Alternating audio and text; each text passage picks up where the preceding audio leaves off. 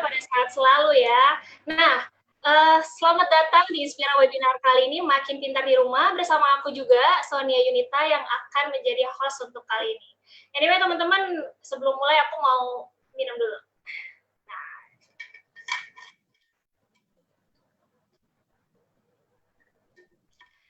Kenapa? Bagus ya tumblernya? Iya, jadi teman-teman kalau misalkan kalian pengen tumbler ini yang lucu banget, kalian bisa cek di youngontop.com/store, kalian bisa pilih, di sana kalian bisa beli tumblernya dengan harga yang terjangkau juga. Terus kalian juga jangan lupa untuk cek juga banyak merchandise lainnya yang lucu-lucu kayak kaos, terus ada notes, dan sebagainya gitu. Ini tumbler favorit aku guys, jadi jangan lupa buat dicek ya. Oke, kalau gitu kita udah siap. Nah, sesi webinar kali ini kita bakalan kehadiran bintang tamu atau narasumber yang oke banget, yang cantik, menawan, terus pokoknya smart juga, dia seorang influencer dan juga YouTubers gitu. Nah, sebelum kita mulai aku mau sharing dulu beberapa peraturan yang harus kita taati bersama. Yang pertama, teman-teman boleh berkomentar di kolom komentar di bawah ini, dan kalau untuk mau nanya boleh juga. Terus juga kalian bakalan penanya yang beruntung bakalan mendapatkan merchandise khusus dari Young On Top dan juga mendapatkan 1 free tiket untuk di Inspira webinar selanjutnya. Oke, terus yang kedua tentunya kita diharapkan untuk selalu sopan, jadi jangan lupa jangan berkata kasar atau mencemooh di dalam kolom komentar ya teman-teman, jadi kita sepakat. Oke, kalau gitu teman-teman mungkin kita udah gak sabar lagi, kita mulai aja, kita panggilin Kak Clarin Hayes.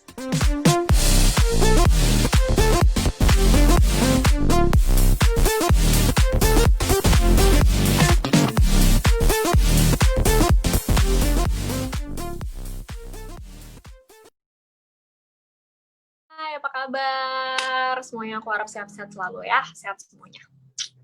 Oke, Kak Clarin, thank you banget hari ini udah dateng, udah nyempetin waktunya. Sekarang lagi sibuk apa nih Kak Clarin nih? Thank you banget Sonia dan yang on top. Sekarang lagi kemarin habis istirahat, habis jadi relawan juga ya, dan ini mempersiapkan untuk kegiatan aku berikutnya, mau magang dan ya sambil terus bikin konten. Mantap, ya aku sering banget tuh ngeliatin kontennya Kak Clarin, pokoknya bener-bener mengedukasi dengan bahasa-bahasa yang ringan ya, jadi teman-teman nanti boleh diintip tuh YouTube-nya Kak Clarin sama Instagram juga gitu ya. Nah, subscribe ya. Jangan lupa subscribe. Oke. Nah, Kak Clarin, kita penasaran nih kan, karena kan selama ini kita udah lama tuh ada di rumah, terus mungkin ada jenuh, terus kemudian ya pokoknya empat banget ya udah terlalu lama di rumah gitu karena pandemi kan. Aku pengen tahu gitu, nih teman-teman juga pengen tahu aktivitas apa sih Kak Clarin yang sekiranya bikin kita tuh untuk menjaga tubuh kita tuh supaya tetap sehat gitu Kak Clarin. Oke, jadi aktivitas apa aja supaya selama pandemi kita tetap fresh dan sehat baik fisik maupun mental ya. Jadi sebenarnya basically lakukan aja pola hidup yang sehat sehari-hari. Karena yang harus kita ingat adalah fisik sama mental itu berkesinambungan, jadi mereka itu nyambung gitu. That's why ada yang namanya ilmu kedokteran jiwa. Jadi apabila fisik kita sehat, maka jiwa kita pun akan sehat. Kalau jiwa kita kurang sehat gitu ya, maka fisik juga akan terganggu.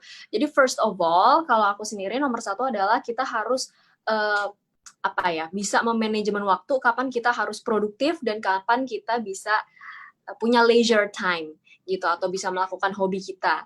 Jadi manajemen waktu itu yang paling penting supaya kita tuh nggak istilahnya tuh tergesa-gesa gitu kan, apalagi yang mungkin WFH atau sekolah dari rumah yang konon katanya memang sih kerjaannya atau tugasnya tuh makin banyak gitu kan. Nah itu kan kalau misalnya kita nggak manage waktu dengan baik, yang ada malah jadi kelimpungan gitu. Nah terus lakukan aja pola hidup yang sehat lainnya, kayak tidur yang cukup, olahraga yang teratur, dan makan makanan yang bergizi. Oke, kalau gitu. Nah, kira-kira sih, berarti menurut Kak Clarin olahraga itu bisa meningkatkan produktivitas gitu ya? Kira-kira, kira-kira seperti apa sih Kak gitu? Meningkatkan produktivitas itu seperti apa? Oke, jadi nomor 1 olahraga itu manfaatnya baik banget ya. Kalau kita lihat dari segi fisik, dia tuh bisa melancarkan peredaran darah kita, itu jelas. Siapa yang di sini kalau habis olahraga nggak berasa seger, ya kan? Pasti akan ngerasa lebih alive gitu loh, karena sirkulasi kita membaik gitu. Kemudian dia melatih kardiovaskular kita juga, melatih jantung dan pernafasan kita, sehingga aliran oksigen pun akan better gitu, termasuk yang ke otak. Nah, kalau dari fisik kita aja udah lebih kuat, otomatis stamina kita akan meningkat, dan produktivitas itu bergantung sekali sama yang namanya stamina, ya kan? Gimana kita mau ngerjain sesuatu atau create sesuatu kalau kita nggak ngerasa fresh, kalau kita ngerasa badan loyo, itu ya pasti semangat juga nggak ada gitu kan. That's how. Dan jangan salah, olahraga ini bisa memicu yang namanya pengeluaran hormon endorfin. Iya. Mungkin buat yang udah sering nonton video aku juga di YouTube, aku udah share ini berkali-kali juga sih, bahwa olahraga itu bisa mengurangi kemungkinan atau risiko depresi loh gitu. Jadi ngaruh banget sih, baik ke mental maupun ke fisik kita gitu. Nah, Kak, pasti kan orang-orang suka males kan, mungkin aku sendiri juga gitu, kayak setiap pagi harus bangun gitu, kira-kira ada nggak sih Kak, gimana tuh, misalkan olahraga apa sih yang ringan, yang bisa kita jalanin gitu, yang sekiranya kita nggak capek-capek banget, ada nggak? Wah, ini sebenarnya aku jawabnya jadi kayak mempromosikan video aku sendiri nih ya. Karena iya aku tahu kayak ngatur jadwal tidur emang kalau di zaman-zaman kayak gini nggak mungkin selamanya kita bisa bangun pagi terus ya. Aku pun seperti itu gitu loh. Dan olahraga nggak bisa seperti kalau kita di gym. Namanya juga di rumah keterbatasan. Jadi emang harus pintar-pintar kita akalin. Bisa kalau misal kalian tinggal di perumahan, kalian lari-lari aja, jogging sekeliling. Tapi perhatikan jamnya juga ya. Jangan sampai kayak jam 11 siang atau jam 10 siang. Terus kamu masih nekat lari-lari di bawah matahari tanpa sunblock. Aduh, itu yang ada kulit kamu nanti bisa terbakar gitu. Jangan, mungkin bisa sore-sore. Atau kalau pengen olahraga pagi ya harus bangun lebih pagi. Senam-senam aja. Kalian bisa lihat juga olahraga yang dilakukan di rumah. Video aku, maksudnya aku pernah bikin juga video itu, dan itu gerakan yang cuman 7 menit, tapi harus pemanasan dulu ya. Dan itu bener-bener ngebakar kalori banget. Jadi bener-bener langsung kayak apa istilah aku tuh kayak ngucur banget, keringetan tuh benar-benar keringetan banget semua, and it makes you feel refreshed already gitu. Jadi ada banyak sebenarnya video-video di YouTube yang bisa kamu tonton dari channel manapun ya sebenarnya, cuman make sure bahwa itu gerakan yang bisa sesuai dengan tubuh kamu gitu. Jangan kalau misal kamu istilahnya beginner gitu dalam yoga atau kayak HIIT atau apapun itu, kamu cari yang advance. Itu nanti yang ada malah membahayakan kita gitu. Karena ada beberapa gerakan yang emang harus pakai personal trainer kayak gitu sih. Oke, gitu ya. Oke, berarti kalau untuk pemula ya udahlah ya, kita coba untuk bangun pagi mungkin sekitar jam 6 jam 7 olahraga ya, Kak ya. Ya, jam 6. Pokoknya pas matahari itu masih belum tinggi-tingginya deh gitu. Maksimal tuh jam 7 jam 8 gitu lah. Oke. Nah, terus Kak, olahraga apa yang cocok gitu di masa pandemi? Kalau tadi ada senam gitu, mungkin ada yang lain? Basically olahraga yang bisa dilakukan di rumah dan yang tidak berkerumun gitu ya. Jadi iya, kayak misal tadi mau ngomong bisa aja olahraga bareng-bareng kayak volley atau sepak bola, tapi itu kan jadinya kita harus ketemu orang lain gitu kan. Jadi esensinya malah nggak dapet kalau kita mau olahraga untuk kesehatan tapi malah ketemu kontak sama orang-orang lain gitu. Jadi bisa sih ya yang kayak tadi aku bilang, pokoknya manfaatin apapun yang ada di rumah. Bahkan kalau kamu nggak punya barbel atau dumbbell gitu ya, kamu bisa kayak angkat-angkat aja pakai tubuhmu sendiri. Kalau kamu punya sepeda juga, boleh banget tuh keliling-keliling di perumahan. Kan sekarang kan lagi hype banget kan sepeda. Aku nanti juga mau beli sih nih abis ini kayaknya. Yang jelas, walaupun bersepeda tetap aja diusahakan jangan berkerumun gitu lah ya, Kak ya. Iya. Gitu. Oke deh. Kalau misalnya tadi kita ngomongin soal olahraga, sekarang kalau Kak Clarin sendiri, gimana sih Kak ngejaga pola makan kita gitu selama pandemi? Ada juga loh yang kayak, aduh kebanyakan makan nih selama WFH gitu. Atau misalkan jadi malas makan juga ada gitu Kak. Tetap sehat. Iya, ini aku langsung keinget teman aku, ada yang aku udah nggak ketemu dari sebelum pandemi, sebelum PSBB, kalau nggak salah terakhir tuh paling Februari ya, kalau nggak salah aku tuh ketemu dia. Kemarin tiba-tiba aku Zoom meeting gitu kan, dan wow, dia kayak naik 10 kilo, dan aku kayak, aduh kamu gimana ini makannya, olahraganya kok gitu. Jadi emang banyak kayak mungkin ya yang selama pandemi ini kalian justru berat badan itu naik atau malah turun gitu, entah mungkin baik pikiran atau malas gerak atau segala macam ya. Intinya pola makan kita itu supaya menjaga berat badan kita tetap ideal itu harus kalori yang masuk itu seimbang dengan kalori yang keluar.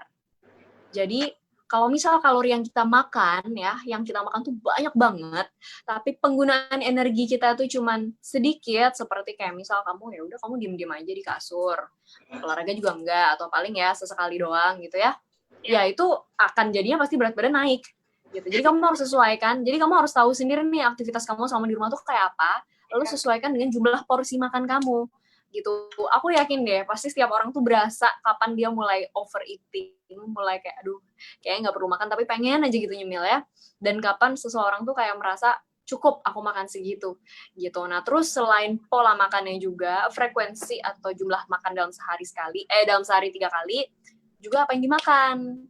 Apa yang dimakan? Bukan berarti kamu pandemi biar nggak stres gue makan yang enak-enak deh gitu, junk food segala makan di segala macam dimakan tiap hari, nggak gitu juga. Make sure kalian tetap ikuti pedoman gizi seimbang, jadi makan sayur, makan buah karena itu tinggi antioksidan dan baik buat pencernaan ya. Jadi it's not just about apa yang kita makan tapi juga gimana kita ngeluarin, dan itu butuh buah dan sayur untuk membantu pengeluaran si sisa-sisa kotoran kita ini. Oke. Gitu. Berarti serat-seratan perlu banget ya kayak supaya keluarlah tuh semuanya gitu ya, kira-kira. Iya bener. Serat-seratan. Oke, ada tips nggak Kak, apa sih yang harus kita makan tiap hari nih supaya kita tetap sehat gitu Kak? Ya itu tadi intinya pedoman gizi seimbang. Jadi mulai dari karbohidrat, protein dan lemak semua dengan porsinya masing-masing ya. Terus juga jangan lupa sayur dan buah. Itu sih pokoknya sayur dan buah itu penting banget sih, karena aku pernah jelasin juga sih di video aku yang tentang cara meningkatkan sistem imun, how your food itu benar-benar berpengaruh sama badan kamu, termasuk mood kamu juga gitu. Ketika kamu makan sayur dan buah yang artinya itu banyak serat, mikrobiota yang ada di usus kamu itu bisa bertumbuh dengan baik gitu.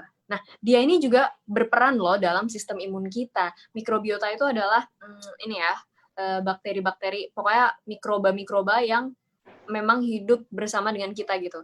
Dari kita kecil memang ada di sini. Jadi kita tuh nggak bisa hidup super steril yang tanpa kuman sama sekali, enggak. Karena banyak kuman baik yang ada dalam tubuh kita, baik di luar maupun di dalam. Gitu. Nah, sayur dan buah ini mengenhance supaya mikrobiota kita itu jadi lebih kuat, sehingga akhirnya sistem imun kita pun jadi lebih kuat, dan of course kita akan lebih sehat gitu. Tapi pola makan ini nggak bisa berdiri sendiri ya. Harus sama olahraga juga, harus dengan tidur yang cukup gitu. Intinya semua berkesinambungan. Oke, kalau gitu keren banget tuh. Jadi teman-teman jangan lupa ya untuk selalu juga makan makanan yang sehat gitu ya setiap hari. Intinya jangan junk food terus kalau bisa. Kalau bisa masak malah ya Kak ya, lebih sehat ya. Iya, belajar masak. Belajar masak nih waktunya WFH kan.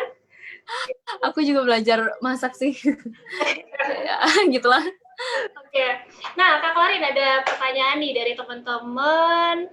Nah, apa sih dari Rifka Fahrunisa, apa tanggapan Kak Klarin tentang olahraga di luar rumah tapi harus memakai masker, Kak?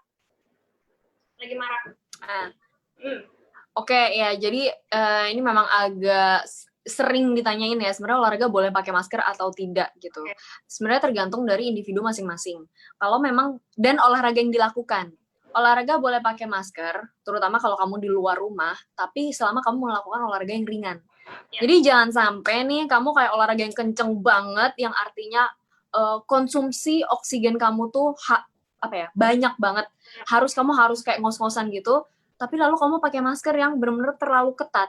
Nah, itu nanti bisa mengurangi aliran oksigen ke dalam tubuh kamu, dan ini nggak baik gitu. Ntar tahu-tahu tiba-tiba berasa melayang loh, lemes gitu kan, atau nggak tahu-tahu pingsan lah, ya iyalah gitu, secara olahraga berat tapi maskernya ketat banget gitu kan. Nah, that's why memang lebih disarankan kalau memang kamu olahraga yang aman atau yang agak berat itu di rumah aja, sehingga kamu nggak perlu berkontak dengan orang lain di luar rumah ya maksudnya, atau bahkan ketemu dengan orang-orang lain sana. Jadi kamu nggak usah pakai masker pun bebas.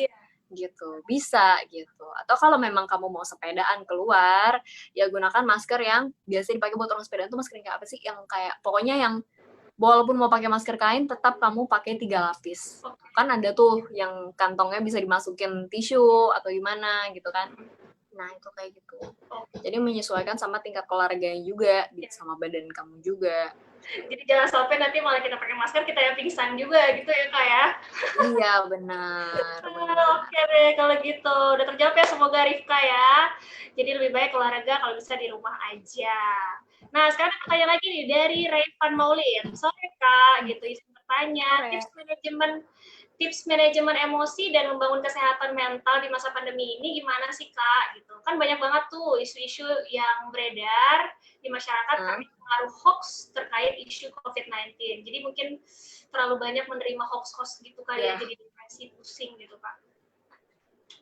Iya, bener banget. Jadi ini pas banget karena di YouTube aku hari ini jam 5 sore setelah kita selesai live ini nih, webinar ini, itu aku upload video baru tentang isu bener nggak sih termogan itu merusak otak ya. Kemarin kan denger tuh ya kan katanya hati nggak mau di ini karena nanti takut bikin kanker otak lah segala macam. Nah, itu nggak aku jawab di sini karena kalian harus nonton abis ini di video aku jam 5, oke? Ke channel apa di sini. Nah, intinya iya, memang namanya kita WFH, terus kita tuh sehari-hari pasti mantenginnya medsos. Even kita mau bekerja, kita mau sekolah, belajar segala macam, pasti yang kita lihat adalah gadget gitu kan. Dan kadang emang agak susah untuk kita memfilter mana yang harus kita baca dan mana yang enggak, mana yang bisa kita percaya, mana yang enggak. Intinya adalah sekali kita mendengar berita, itu jangan sampai kita langsung termakan dan langsung reaktif gitu dan langsung ikut-ikutan kayak wah yang kayak gitu tuh nggak perlu gitu loh. Kita cross check dulu ke source yang terpercaya. Kayak misal kamu bisa buka tentang kesehatan ya, Instagramnya Kemenkes. Itu kan memang benar-benar dihandle oleh tim dari Kementerian Kesehatan RI gitu. Jadi info apapun coba kita lihat dulu ke sana. Atau kalau yang nggak mau lihat Instagram atau mungkin lagi detox Instagram, ya cari aja di situs-situs resmi COVID yang ada di Indonesia juga gitu. Kayak apa? Kalau nggak salah tuh www.covid19.go.id kalau aku nggak salah ya. Nah, itu ada apa pertambahan kasusnya segala macam kayak gitu-gitu. Jadi make sure kamu tuh benar-benar cari sumbernya itu dari mana dulu gitu. Apalagi kalau info-info yang di-share-nya lewat grup-grup chat gitu kan. Nah, itu kan kadang sering meresahkan gitu ya. Nggak usah dipercaya, nggak usah dipercaya, nggak usah langsung dipercaya gitu. Kita sendiri sebagai orang juga harus punya apa ya, daya kritis gitu loh. Kan kita kan manusia diberi akal untuk berpikir gitu ya. Jadi jangan sampai dikit-dikit apapun yang dicekokin itu dipercaya aja gitu. Harus pinter-pinter juga. Dan memang ada waktunya yang menurut aku sih kamu juga harus detox dari medsos.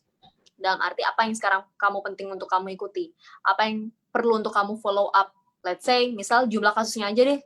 Karena kita mau tahu nih peningkatannya seperti apa gitulah. Sisa-sisanya tuh udah nggak usah gitu nanti. Atau mungkin kamu bisa kasih jadwal dalam sehari. Nih misal seharian ini aku mau buka medsos dan denger berita cuman 2 jam aja setelah aku makan malam dari jam 8 sampai jam 10 misal kayak gitu. Jadi tetap dijadwalin gitu biar kamu gak rancu juga kalau seharian kamu ngeliatin kayak gitu mulu ya pusing juga ya. Aku juga pusing sih kalau kayak gitu. Oke. Nah, ini masih relatif juga nih Kak pertanyaannya. Kondisi yang kayak gini tuh kadang bikin kita jadi down gitu ya. Ini kata Rahayu nih, Rahayu mau nanya gitu. Kondisi yang kita alami sekarang nih terkadang buat kita tuh jadi tertekan, jadi down gitu. Terkadang ada masalah di rumah juga yang bikin kita jadi pressure gitu. Terus mempengaruhi mental kita jadi down. Terus gimana dong Kak cara mengatasi itu semua gitu? Supaya kita bisa lebih semangat lagi, mental gak down gitu. Oke, emang perlu aku akuin bahwa ini situasi baru yang kita semua alami ya. Memang gak semudah itu, gak semua orang tuh segampang itu beradaptasi di rumah terus, gitu, di rumah aja. Memang pasti akan di luar ada konflik, kalau dalam rumah juga pasti akan ada tantangan-tantangannya sendiri, gitu kan. Ya, cuman yang perlu kita ingat, memang itu harus dari dalam diri sendiri bahwa kita harus positif aja gitu loh, bahwa kita berjuang bersama-sama supaya pandemi ini cepat berakhir. Kalau memang kamu ada suatu masalah yang pengen diceritain, cerita aja ke temen gitu ya, misal gitu yang bisa kamu percaya. Atau sekarang nih untuk case yang lebih berat, benar-benar misalnya nggak bisa makan atau depresi atau segala macam, ada kan sekarang banyak layanan telemedicine yang bisa konsultasi sama kayak psikolog atau psikiater atau grup-grup grup-grup apapun lah yang intinya tuh bisa mensupport kalian secara moral gitu loh. It's Ya. not like you have to face it alone, kayak kamu nggak harus ngadepin itu semua sendiri. Dan menurut aku sih ya, kalau misal kamu memang ada masalah di rumah, kamu harus bisa komunikasiin itu gitu loh. Misal kamu berantem sama orang tua kamu, ya pinter-pinter lihat kondisi ya, jangan pas lagi panas-panasnya terus kita malah nyerocos gitu ya, sama aja itu. Cuma nanti misal yaudah kita diem dulu yuk, tunggu kalau misal udah cool down sedikit situasinya, barulah kita coba bicara. Manusia itu bisa berkomunikasi kok, kayak nggak mungkin semuanya itu punya tembok yang setebal itu gitu loh. Karena kita kan sama-sama punya hati ya gitu. Jadi itu sih, apapun yang kamu alami coba dikomunikasikan. Dan kalau sosmed itu bikin kamu ngerasa I don't know, maybe insecure or anything, kamu baca buku aku dong. Aku kan habis rilis buku loh. Are you okay loh? Bentar ya, aku. Nah, kan promosikan gue jadinya. Bener ini. Jadi di sini ini pas banget karena aku ngomong tentang millennials mental problem gitu. Ada banyak hal yang dialami milenial yang mungkin buat orang luar itu B aja gitu, kayak apaan sih lo bucin gitu kan, atau kenapa sih toxic relationship kok masih dijalanin terus gitu ya, kok masih mau sih. Nah, hal-hal kayak gitu aku pun sebagai milenial aku pernah mengalami gitu, dan aku nggak pengen kayak hal ini tuh masuk ke kalian terlalu dalam sehingga menghalangi karakter building kalian. So that's why I made this book. Dan buat yang nanya, kemarin sih aku udah pre-order 2 kali ya. Buat yang nanya, kalian udah bisa beli online sekarang di Gramedia juga ada. So, go grab it now. Oke, mantap tuh. Jadi jangan lupa dibeli guys. Jadi aku jadi promosiin bukunya Kak Clarin. Are you okay? Judulnya benar ya? Are you okay? Iya bener dong. Sonia juga beli ya nanti ya. Pasti. Aku udah baca sinopsisnya. Bukunya juga dong. Siap. Nah, terus tadi masih related juga nih Kak, pertanyaan dari Rahmat Mukti. Nah, kadang kita tuh nggak sadar kalau kita tuh ternyata punya mengalami kesehatan mental gitu kan, yang terganggu gitu. Nah, gimana sih Kak, apa sih indikator kita untuk kita ketahui gitu, kalau kita ternyata emang terganggu kesehatan mentalnya gitu?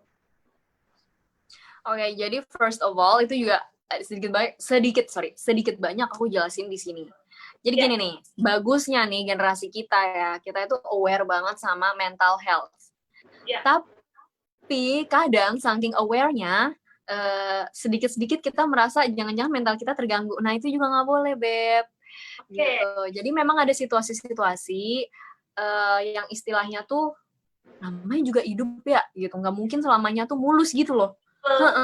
Jadi ada setiap orang pasti punya stresor di masanya masing-masing gitu, dan itu memang tidak akan pernah ada namanya hidup tanpa stresor. Stresor itu adalah sesuatu yang membuat kita harus beradaptasi. Apapun itu, gitu. Misal kayak definitely sekarang pandemi gitu, atau pokoknya hal-hal yang tidak seperti biasanya terus datang ke kita dan kita harus menyesuaikan diri terhadap hal baru itu adalah stresor. Nah, mau kita bentuk si stresor ini punya dampak positif atau negatif ke kita, ya itu tergantung gimana respon kita sama si stresor ini gitu. Sebenarnya ada yang namanya eustress dan distress sih, tapi itu kayak kejauhan ya aku ngomong itu. But ya intinya ketika kamu dalam kehidupan sehari-hari itu kamu udah merasa fungsional kamu terganggu, dalam arti nih udah ada tanda-tanda kayak nggak bisa makan, malas makan, terus mau konsentrasi, mau kerja atau mau ngerjain tugas sekolah itu jadi susah. Terus mood kamu berantakan banget yang bikin kamu nyampe malas ngapa-ngapain. Pokoknya ketika diri kamu itu kamu sendiri yang tahu sih ini sebenarnya sih, karena kan orang beda-beda ya. Ketika kamu udah ngerasa diri kamu tuh berubah dan dalam artian yang tidak nyaman, tidak menyenangkan, dan kamu ngerasa mulai bertanya-tanya, gue kenapa ya? Nah, itu boleh coba kamu first of all, kamu pertama-tama kamu coba bicaralah dengan orang terdekat kamu gitu. Jadi nggak harus kita langsung kayak ke psikolog, ke psikiater gitu, nggak usah sih. Coba kita komunikasiin dulu dengan orang-orang terdekat kita. Sometimes it heals gitu. Atau kamu take a break dulu, kamu istirahat dulu dari rutinitas yang tapi susah juga ya, kita lagi di rumah ya.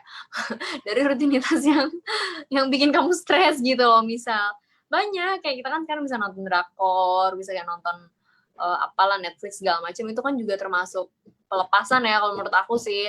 And do your hobbies of course. Kalau kamu orang yang suka nyanyi atau suka main musik, ya udah just do it gitu. Intinya bikin diri kamu sendiri happy lah, tapi dengan hal-hal yang positif gitu. Oke. Intinya tetap bisa sembuh dong ya, Kak? Walaupun kita ada terganggu, agak depresi, agak stres sedikit, tetap bisa sembuh dong ya? Kalau kita Bisa membaik bisa. karena sembuh artinya kamu sakit, belum tentu kamu sakit dong, ya Oh, kan? oke. Ya, itu beda. Kalau kamu sakit berarti kamu harusnya punya diagnosis sendiri nih. Dan itu kan tidak begitu. Sometimes kita cuman kayak lagi kepikiran aja, mungkin lagi overthinking aja gitu ya. Kan itu bukan suatu penyakit. Jadi ya udah chill gitu. Take it slow gitu. Nah, mantap tuh, Kak. Nah, terus masih berkaitan juga nih sama pertanyaannya dari Cantika Olivia. Kak, mau tanya, ada orang yang ngerasa depresi terus sampai nyakitin dirinya sendiri gitu. Itu gimana loh, Kak? Dan itu penyebabnya karena tertekan dari orang-orang sekitar. Itu serem sih. Okay, so it's called self-harm. Jadi self-harm tuh banyak macam ya, kayak misal self-cutting. Self-cutting tuh jadi kayak kamu akan mengiris-iris, pokoknya melukai diri kamu sendiri lah with any ways possible. Memang ada beberapa orang yang ketika dalam situasi tertekan banget itu, dia bisa merasa lebih ringan dan bisa merasa lebih enteng gitu ya, justru dengan melukai dirinya sendiri. Dan ini bukanlah cara yang sehat gitu. Ini bukan cara yang normal. Karena mau gimana selesai masalahnya gitu kan kalau kita self cut atau self harm. Cuman memang buat kalian mungkin yang sudah sampai di tahap ini gitu ya, you need to talk to a professional dan you need to get some help. Karena apa ya, ini adalah suatu mekanisme dari diri kita yang sebetulnya tidak normal gitu, tidak sehat dan tidak baik gitu loh. Kayak aku bukan menyalahkan, memang ada orang yang seperti itu, tapi ini harus disembuhkan. Nah, ini baru harus disembuhkan, Sonia. Bukan harus membaik, tapi harus disembuhkan karena ini udah definitely nggak benar gitu. Jadi ya memang bisa kayak gitu sih. Memang ada orang yang mekanisme pertahanan jiwanya jadi kayak gitu. But yeah, that's why intinya aku cuma bisa bilang get some help kalau kamu kenal teman atau mungkin diri kamu sendiri udah sampai ke tahap itu ketika kamu depresi. Kadang kan ada orang yang kalau misalkan katakan terjadi sama keluarga kita gitu kan, terus kita coba bilangin, kadang orangnya marah gitu, langsung kayak emosional gitu loh, Kak Karin. Jadi mungkin agak susah ya. Jadi kalau sebenarnya kita sendiri juga harus menyadari gitu kalau itu tuh suatu hal yang salah gitu ya. Gitu. Oke, next kalau gitu pertanyaan dari Devan Harisma. Kak, tips untuk self healing buat orang yang selalu menyesal atau pilihannya sendiri, merasa segala sesuatu yang diambil itu salah, kayak I feel like I don't really know about myself gitu. Itu gimana, Kak? Wah, ini millennials banget sih pertanyaannya, ya ampun. Iya, jadi gimana?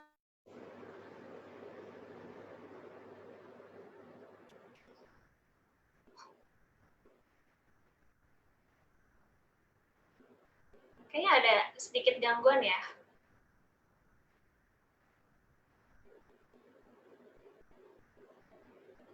Halo?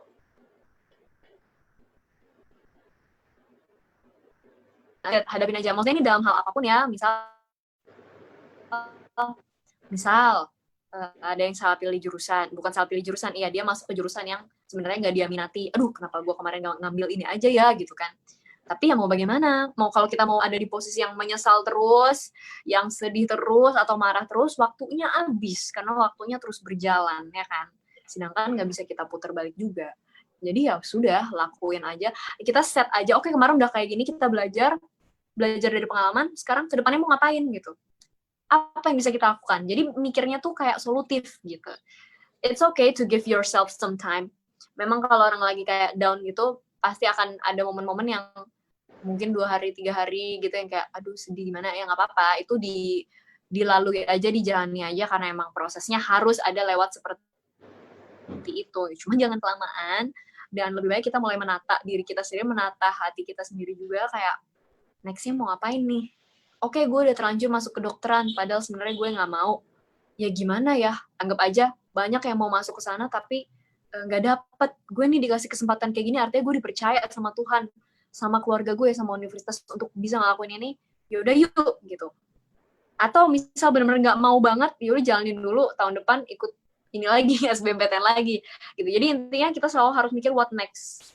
Jangan ya kenapa gitu, tapi ayo selanjutnya apa Oke, semoga membantu ya teman-teman tadi. Semoga membantu ya. Ya, jangan lagi galau gitu kan, kayak merasa mungkin gak berguna gitu. Oke, next pertanyaan ada yang bagus juga dari kan pemburu ilmu. Nah, sore Kak Klarin. Kak, Sore. seseorang yang masalah mental itu susah untuk sukses gitu. Terus gimana nih Kak caranya mengingatkan seseorang yang sedang bermasalah dengan mentalnya itu? Terkadang ada beberapa orang yang nggak mengetahui kalau dia itu bermasalah dengan mentalnya gitu kan. Terus sikap kita tuh harus seperti apa? Gitu. Oke, berarti kita sebagai orang luar ya. Kalau namanya kita sebagai orang luar, ya kita berusaha, yang paling bisa kita lakukan ya kita berusaha untuk mengingatkan teman kita itu atau saudara kita itu, tapi ya kembali lagi bahwa itu bukan tanggung jawab kita. Ya, jadi kayak kesuksesan semua orang itu tanggung jawab mereka sendiri-sendiri. Kita boleh bantu dari luar, kita boleh mau nyemangatin apa kayak gimana, tapi kalau orangnya sendiri dari dalam emang kagak mau gitu ya Cin ya susah gitu kan, ya kan? Karena itu memang udah dari dalam diri setiap orang gitu loh. Kayak apa sih ini contoh konkretnya apa deh? Misal kayak temen kamu pengen dapat nilai bagus tapi nggak pernah belajar gitu. Terus kamu semangatin aja terus, ayo lo harus belajar. Ini gue kasih lo ini deh catatan deh, belajar dari sini ya gitu. Udah kamu lakuin semua yang terbaik yang bisa kamu lakukan untuk bantu dia, tapi dia tidak mau membantu dirinya sendiri, atau bahkan dia nggak sadar kalau dia sebenarnya butuh untuk lebih baik belajar. Ya udah, that's it. Yang penting you do your best, itu tanggung jawab dia sendiri. Aku sih gitu aja sih prinsipnya. Supaya dia pun belajar gitu loh. Kayak istilah orang tuh nggak dicekokin mulu, nggak disendokin mulu, harus belajar makan sendiri gitu. Oke, benar banget tuh Kak. Jadi intinya nggak menghalangi, maksudnya kesehatan mental juga tidak menghalangi seseorang untuk sukses gitu loh ya Kak ya. Iya dong. Oke, nah pertanyaan lagi Kak dari Albertus Tito Putranto. Kak mau tanya gimana sih caranya dapat memulihkan trauma yang mengakibatkan self defense atau menjadi overprotect terhadap orang lain di sekeliling kita? Gitu, gimana Kak? Oh, kalau ini kayaknya kalau udah trauma sih tergantung traumanya sedalam apa ya. Kalau menurut aku ini harus ada assessment tersendiri.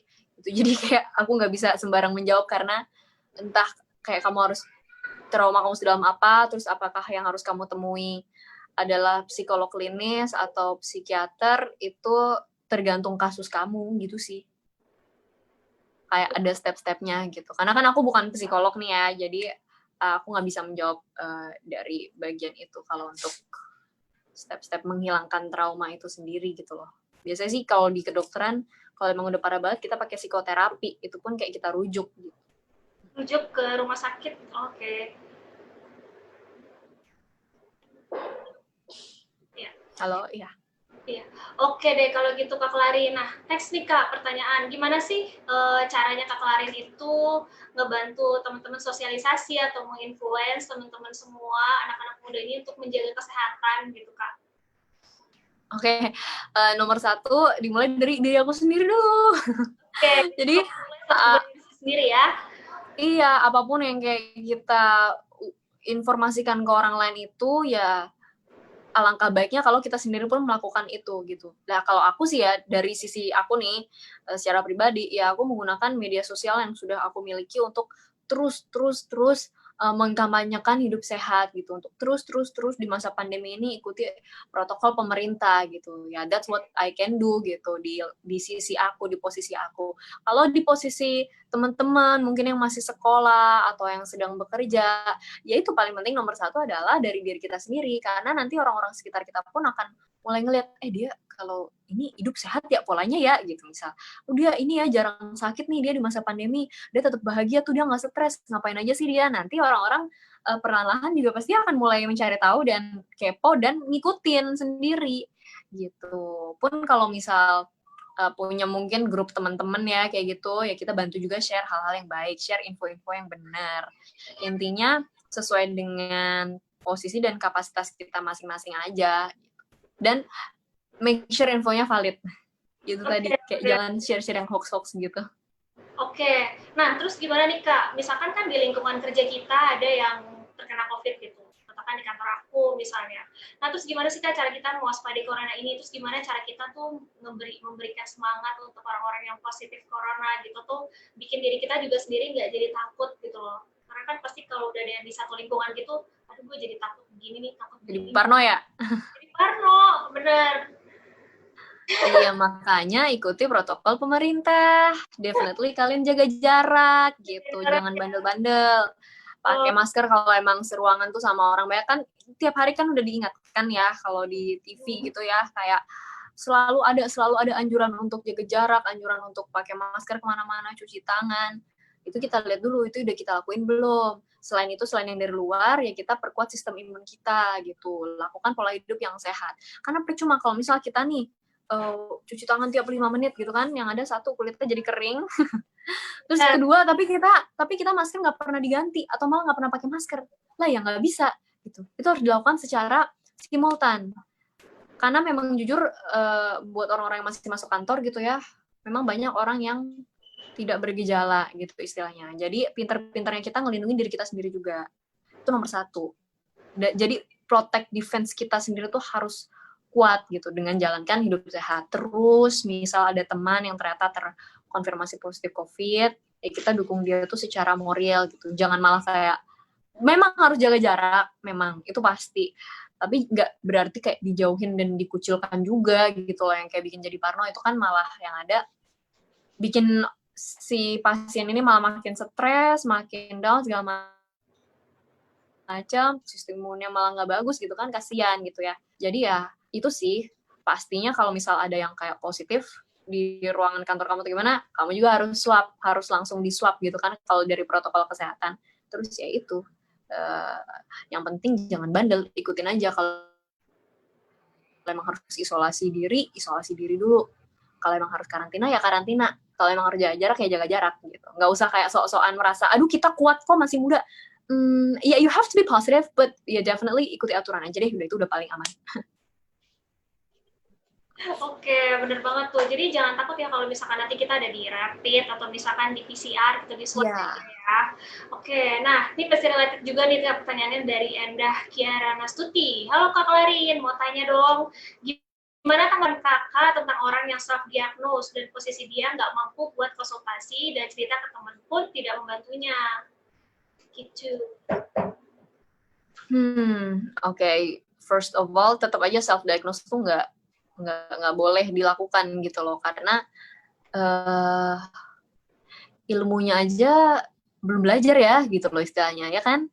Kayak untuk melakukan suatu diagnosis tuh ya butuh background profile, pendidikan yang benar-benar benar gitu, pendidikan formal gitu. Jadi jangan hanya karena baca Google atau baca cerita orang atau dengar cerita orang terus merasa sama, mirip, oh kayaknya gue itu juga deh. Nah, itu nggak boleh. Kemudian kalau memang nggak bisa cerita ke siapa-siapa, mungkin nggak ada temen yang bisa dipercaya, coba ngomong ke keluarga. Atau sebaliknya, kalau nggak ada keluarga yang nyaman untuk kita bercerita, coba ngomong ke temen. Gitu. Atau sekali lagi, memang kalau mungkin nggak bisa untuk bayar psikolog, kan ada telemedicine itu sekarang kan kalau nggak salah, maksudnya masih affordable lah ya gitu. Ada yang bahkan gratis ya, layanan-layanan seperti itu gitu loh. Atau kamu bisa manfaatkan media sosial untuk hal-hal yang positif. Kan banyak tuh sekarang akun-akun Instagram yang isinya tuh motivasi gitu. Atau nanti ada live untuk bisa diskusi bareng mengenai mental health selama pandemi, atau kayak gini juga yang maksudnya benar-benar ngomongin sesuatu yang spesifik ya. Kalau ini kan kita bicara banyak banget nih karena banyak pesertanya juga kan, jadi banyak kisah beda-beda gitu ya, maksudnya banyak perspektif yang beda-beda. Nah maksudnya coba kalian carilah grup-grup seperti itu yang membuat kalian tuh tidak merasa sendiri gitu. Intinya kan seseorang tuh butuh didengarkan ya. Betul. Gitu. Jadi ya that's the best thing. Oke, yang jelas jangan coba-coba sekali-sekali untuk mendiagnosa diri sendiri ya. Iya. Karena kita sendiri ya nggak mampu, kalau bukan dokter aja mungkin perlu didiagnosa lagi sama orang lain. Iya bener, dokter aja perlu konsultasi lagi sama dokter lain, temennya yang lain gitu. Iya, benar-benar banget nih. Oke deh, Kak Clarin kan sekarang aktif ya di Wisma Atlet ya Kak, masih ya? Aku kebenaran udah selesai kemarin sih kontrak kerjanya. Oke. Boleh ceritain nggak sih Kak gimana Kak Clarin ini sharing-sharing pengalaman Kak Clarin mengatasi korban COVID itu Kak? Oke, jadi di Wisma Atlet itu, di sana aku terdaftar sebagai relawan. Aku mulai pas Lebaran, pas mau Lebaran kalau nggak salah. Jadi malam takbiran tuh aku jaga, literally aku jaga di sana. Nah, Wisma Atlet itu kan namanya rumah sakit darurat COVID, bukan rumah sakit rujukan. Jadi memang di sana kita nerima pasien-pasien yang gejalanya itu ringan sedang. Mungkin teman-teman juga udah sering dengar ya, kayak di TV, di media, Wisma Atlet hanya menerima COVID yang ringan sedang. Cuman sekarang sih mau ada ICU on progress, jadi mungkin ke depannya akan bisa jadi berubah jadi rujukan gitu. Ini kan sesuatu yang terus berkembang dan kita harus ikuti update-nya ya. Gitu. Nah, terus di sana itu pas awal mau masuk sih takut emang kayak gitu kayak ini tuh titik temunya kayak bener-bener pusat dari epicentrum COVID tuh di sini gitu kan. Tapi ya saat itu aku cuma mikir aku tuh masih muda, aku masih sehat dan aku nggak punya penyakit komorbid. Penyakit komorbid tuh kayak penyakit yang bisa memberatkan kita gitu loh. Kayak misal ada asma, ada hipertensi, ada diabetes gitu-gitu. Ya lebih baik even kalau dokter masih muda tapi punya asma ya nggak disarankan sih gitu karena tetap aja keselamatan kita nomor 1 gitu kan. Iya. Nah, jadi aku ngerasa aku tuh bisa gitu, aku kuat, aku pengen berkontribusi. So ya udah akhirnya aku daftar dan thank God keterima. Di situ kita dicek kesehatan dulu, sudah memenuhi standar atau enggak, dan ternyata memenuhi, langsung lah kita dikirim ke Wisma Atlet untuk penugasan. Sebelumnya sih kita ada pembekalan dulu ya, jadi kayak nggak langsung dicemplungin gitu aja. Dikasih tahu dulu cara pakai APD, dan wah pakai APD tuh benar-benar pengalaman yang luar biasa banget sih menurut aku. Luar biasa capek.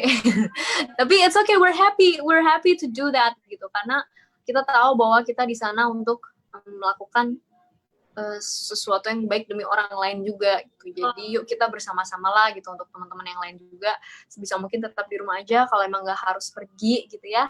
Karena mungkin buat yang udah nonton vlog aku juga, ini aku udah bikin vlog juga di YouTube aku tentang Wisma Atlet, gimana aku selama di sana, gimana cara aku pakai APD.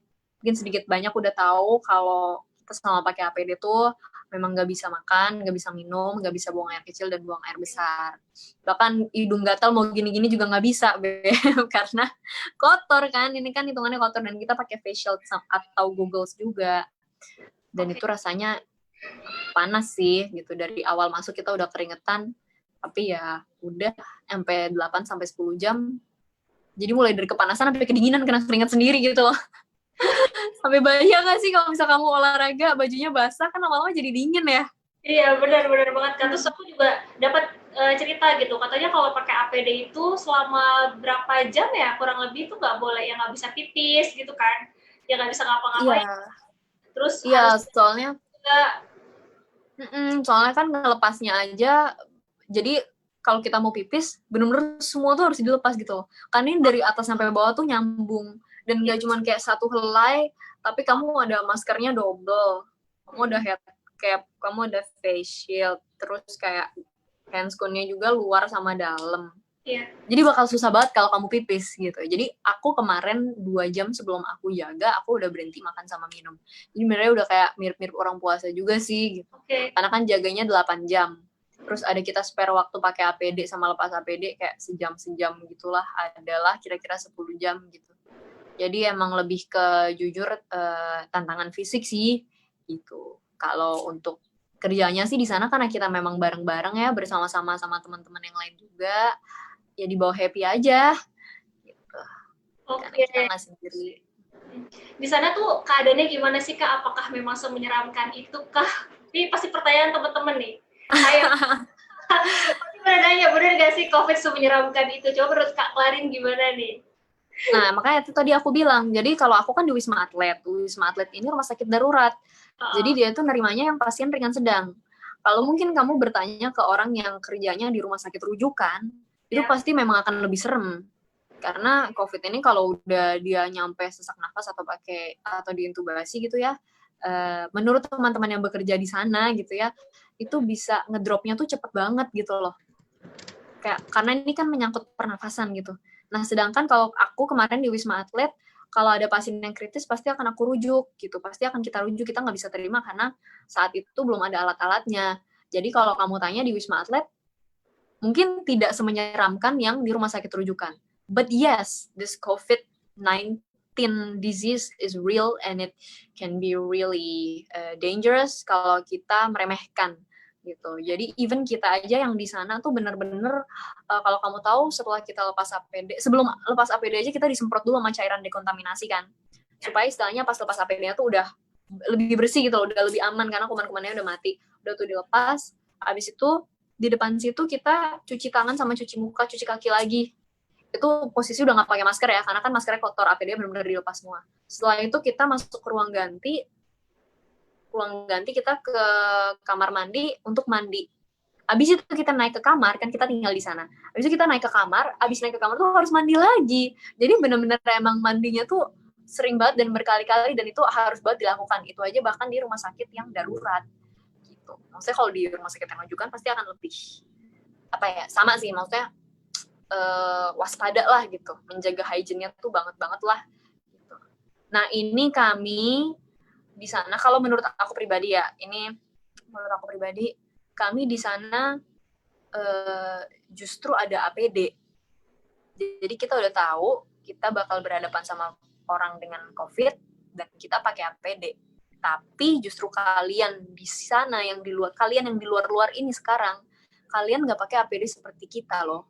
Dan kalian nggak tahu loh orang-orang yang papasan sama kalian tuh COVID atau enggak. Karena banyak sekali yang tanpa gejala. Ngerti nggak perbandingan? Justru yang serem itu sebenarnya, justru menurut aku sih garda terdepannya itu, yang paling depan tuh kalian yang sekarang masih keluar kalau nggak perlu gitu. Iya nggak sih? Because you never know. Jadi that's why kalau nggak perlu banget nggak usah lah keluar. Nggak tahu loh kalian, misalnya orang PDP gitu banyak yang masih bandel-bandel keluar loh. Betul. Yang OTG juga banyak yang tanpa gejala itu ya Kak, karena mungkin virusnya udah bermutasi ya. Iya itu juga sih. Oke deh, sekarang udah mulai harus hati-hati ya teman-teman ya. Oke, Kak Clarin, ini kita udah seru banget hari ini, tapi masih banyak banget pertanyaan sebenarnya belum kejawab. Semoga nanti ada kesempatan lagi, terus mungkin bisa nonton ya di YouTube-nya Kak Clarin juga. Yes. Nah, mungkin ada pesan-pesan terakhir nggak dari Kak Clarin sebelum kita tutup acara sesi webinar kali ini?